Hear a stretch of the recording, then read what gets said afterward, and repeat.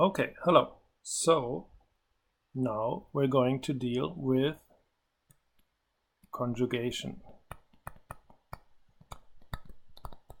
in German, of German regular verbs. So none of the weird stuff, only the regular German verbs.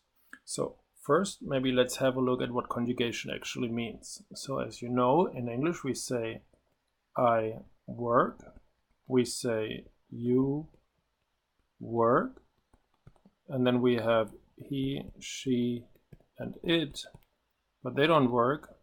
Nope, they do this. He, she, it works. Okay, as you know. And then, of course, we have we work, and we have you, y'all work, and we have they work. So this is our English conjugation. The verb, this kind of thing here, needs to correspond, needs to reflect the subject, right? That is doing something in the sentence.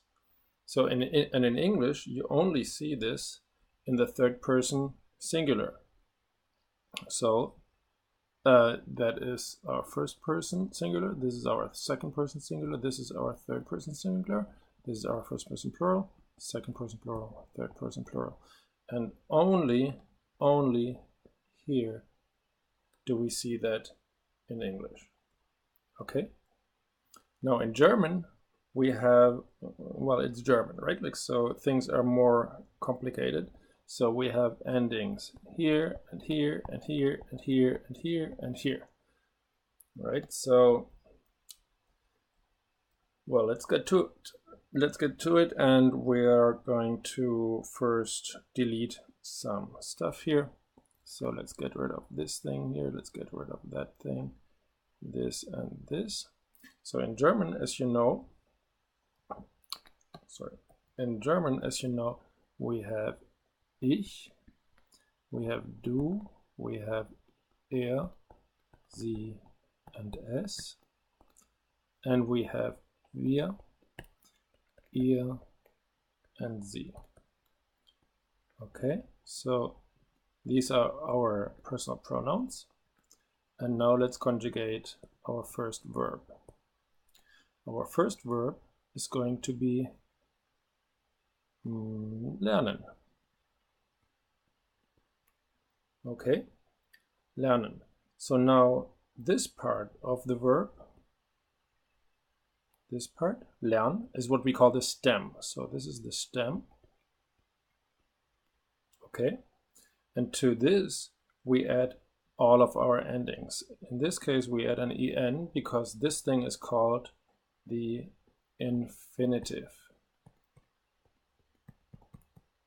It does not have any person doing anything to it. This is just the verb the way you found it in your cave somewhere in the wild before anybody actually used it, did anything with it. Before anybody learned anything in the wild, somewhere there was lernen.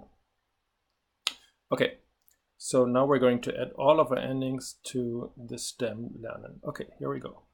So, ich lerne. So that's our ending. Then we have du lernst. Okay. Then we have SES lernt. Then we have wir lernen. Then we have ihr lernt and lernen again. Okay. So now, if, for example, I want to say, let's take all of this and move it over here. Okay, let's say I want to say Peter is learning. Then I would say, well, Peter, it's a guy, it's he, right? It's a he. So Peter lernt. There it is. Peter is learning, right? Or studying, learning. Okay. Okay, so let's get rid of that again. Now, we have a couple of really weird verbs in German, and I'm going to have a look at 2 of them right now. There's a lot more weird stuff happening in German, but we're not going to get into that now. But just like so you know, we have a word like where the stem doesn't end with an N, but let's say the stem ends with a T. So let's say arbeiten. So as you can see, our stem ends with a T, and that leads us to something like this. Ich arbeite. So same old. And then we have du arbeitest, and then test. So we have to squeeze in an E, because otherwise it would be arbeitst, and it would be hard to pronounce that, right? So every time we have a verb whose stem ends in a T or in a D, we have to sometimes squeeze in an E. So in the second person singular, we have to squeeze in an E. And then when we get here, sie arbeitet.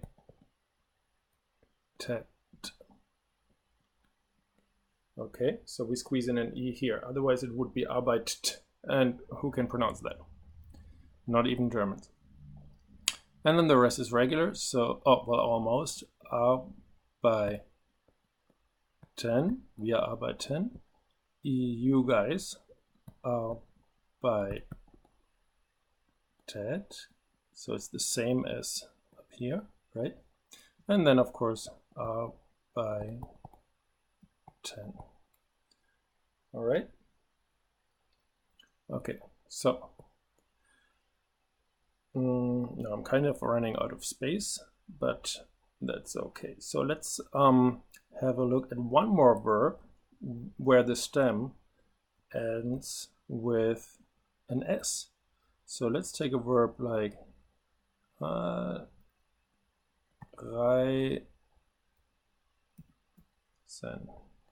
So reisen means to travel. Okay, so as you can see, our stem ends with an S.